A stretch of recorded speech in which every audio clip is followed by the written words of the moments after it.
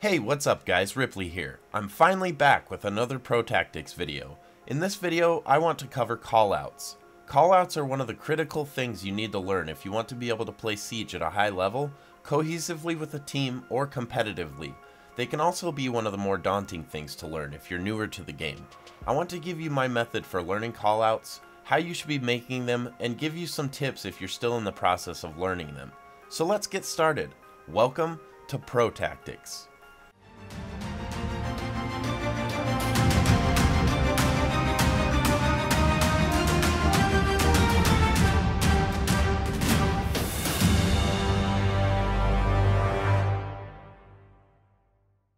Rainbow Six has a growing list of maps with a multitude of rooms, all with their own names. For a new player, this can take much time to learn and can be frustrating while trying to play with other people. Rainbow, being the team-based game that it is, requires intel for any sort of coordination. So yes, you're going to have to dedicate a little time to this, but it definitely will be worth it.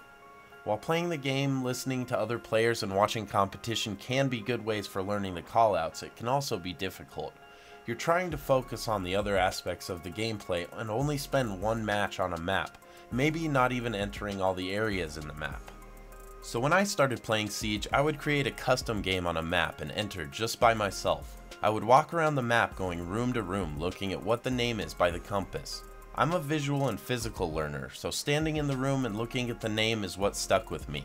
You can spend 10 to 15 minutes on each map and memorize the room names. I would recommend only doing a map or two each day to ensure that you get the names down.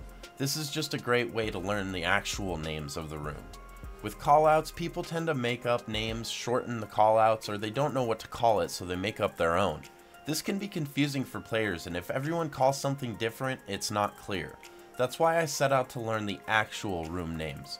Now that's not saying I don't call rooms something other than what the listed name is, but we'll get into that later. Moving on, how should you deal with callouts you don't know while you're playing?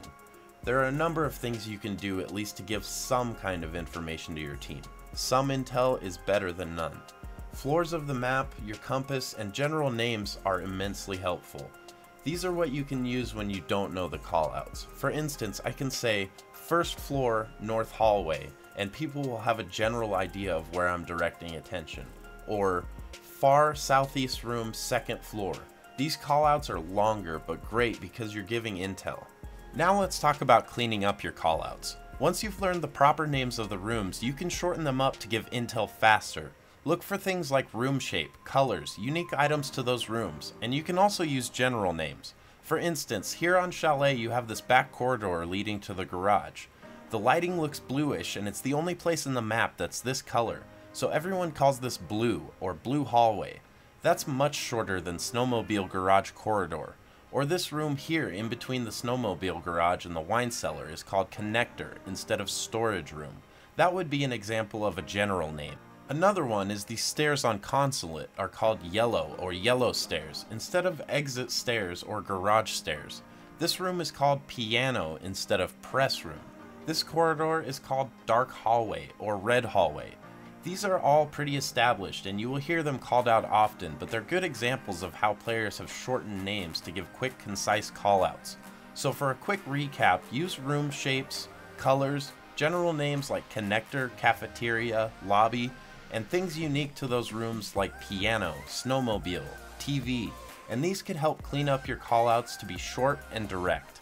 You might be thinking now, there are more things to call out than just places. You're absolutely right. There's plenty of critical intel that you should relay to your team that isn't just where. A few of these things are actions and operators.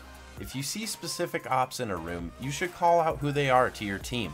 This can help determine the threat depending on their utility or what the team's purpose is. For instance, if you call out Thatcher, Thermite, and Blackbeard, you know they're going to breach and hold. That's something you probably don't want to engage until the last moment. The same goes for operators you've killed. Call them out so your team can have knowledge of what utility the Op4 doesn't have anymore.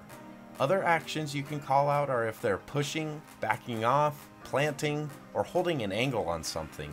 These are all extremely helpful to your team and they can act accordingly. So that's the basics of learning and making callouts. Obviously this can get more advanced, especially if you play with a team regularly. You can go as far as to create multiple callouts for different portions of the same room to be extremely precise. But I won't get into that, at least not in this video. Thanks everyone for watching. I hope you enjoyed the video and learned something useful. I'm sorry I've been on hiatus for a while, but I'm coming back now that Blood Orchid is on the horizon. Make sure to leave a comment to give me your thoughts, and if you want to help me out, like and subscribe to see more content coming from me. Thanks again, and I'll see you all in the next video.